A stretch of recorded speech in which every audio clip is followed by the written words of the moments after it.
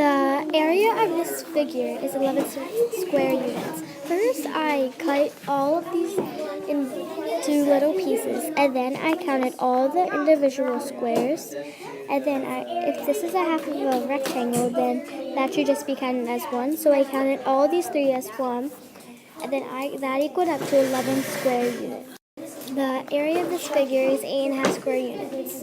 First, I counted all the regular squares, and then if this is half a rectangle, then it should be counted as one. And then these two triangles, if you put them together, it makes one whole square, so I counted them as one. And then this, since it doesn't have any other triangle, it's a half. So that's how I got the area of this figure. The perimeter of this figure is 20 units.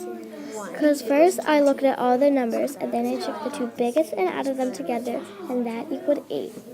And then I just took these two threes and add them together, and that equals 6. These two threes, add them together, and that equals 6. 6 plus 6 equals 12, plus 8 equals 20. And that was how I got my answer to this figure. The perimeter of this figure is 28 units. First, I added up 7 plus 6, which equals 13. 4 plus 4, which equals 8. 3 plus 3, which equals 6. And then I added 1, and that equaled up to 28 units. And that is how I got my answer. The perimeter of this figure is 24 units because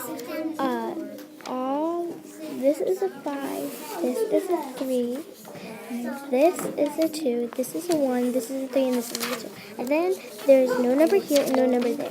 So if this is right here is a 1 and right here is a 5, then this whole thing has to be a 6. And if this is a 2, then this has to be a 2. And that is how I got the perimeter of this figure. The area of this figure is 19 square units. Because a 5 by 3 is 15, and 3 plus 1 is 4, plus 15 equals 19 square units. And that is how I got the area and the perimeter of this figure.